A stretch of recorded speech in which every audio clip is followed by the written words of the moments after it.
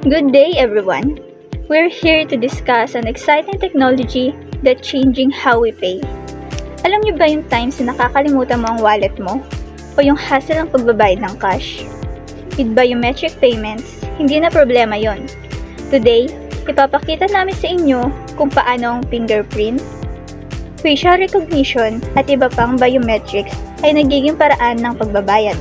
Gagamit tayo ng mga natural characteristic natin bilang identification para sa mas secure at mas mabilis na transaction.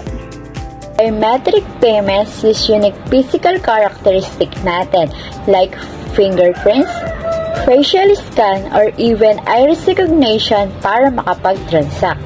Sa madaling salita, ang biometric technology ay dito kinukuha ang ating unique data para sa verification. Ibig sabihin nito, you no longer need cards or even cash sa cash of sale. Imagine, papasok ka sa isang store, magsha-shopping, and then just scan your fingerprints and your face to pay, wala na asal na maghanap ng card or cash.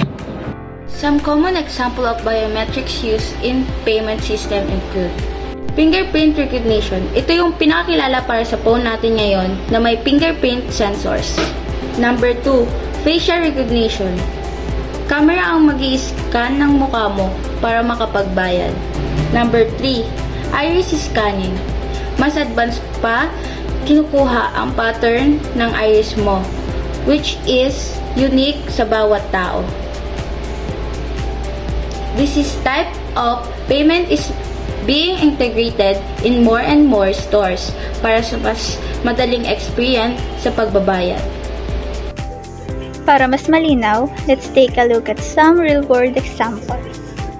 Amazon One, ito yung technology to allows customer to payment using their phone. Maglagay ka lang ng kamay mo sa scanner and you're done with your payment. Sa ngayon, wala pang Amazon One sa Pilipinas. Ang Amazon ay isang biometric payment at identified verification system na gumagamit ng palm recognition. Sa kasalukuyan, sinusubukan ito sa US. Alipay in China. Dito, facial recognition ang ginagamit. Tatawag sila dito na smile to pay dahil ngingiti ka lang sa camera and the pay is done. Mastercard biometric payment card.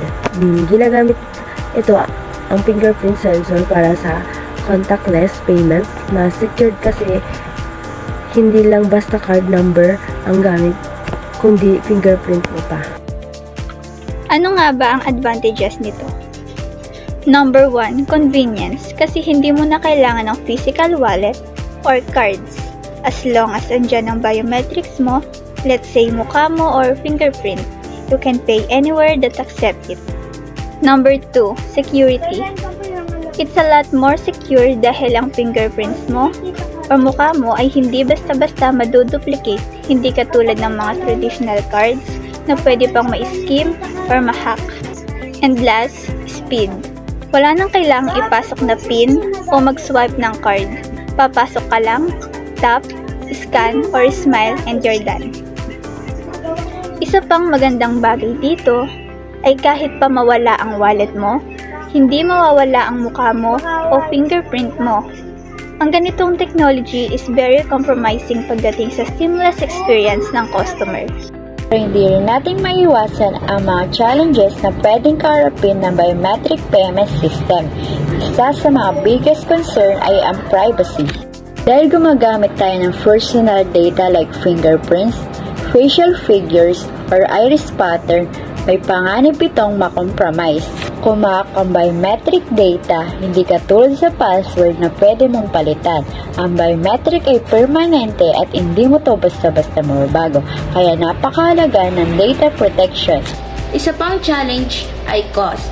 Maraming mga establishment ang hindi pa kayang mag-invest sa mga ganitong klase ng technology dahil medyo mataas ang presyo ng mga equipment tulad ng mga scanners. Meron ding accessibility issue. Hindi lahat ng tao ay pwedeng gamitin ang mga ganitong technology like sa mga taong may problema sa fingerprint dahil sa trabaho, kondisyon, or sa facial recognition na maaaring hindi gumana ang tama dahil sa iba't ibang dahilan tulad ng lightning o facial recovery. Despite these challenges, maraming companies ang nag-i-invest sa technology na ito dahil sa potensyal nito na gawing mas maginhawa at secure ang pagbabayad. Ang biometric payment options ay patuloy na nagbabago sa shopping experience natin, mula sa mga mall hanggang sa online shopping. In conclusion, biometric payment options are changing the way we shop or pay, making it more convenient, secure, and fast. Abang nagiging common na ang technology na ito, ay kailangan din natin i-address ang privacy and security concern para maging safe at tiyak ang paggamit ng biometric system. We hope na naging informative ang aming presentation.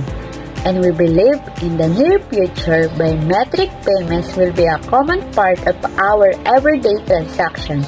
Thank you for listening and have a great day.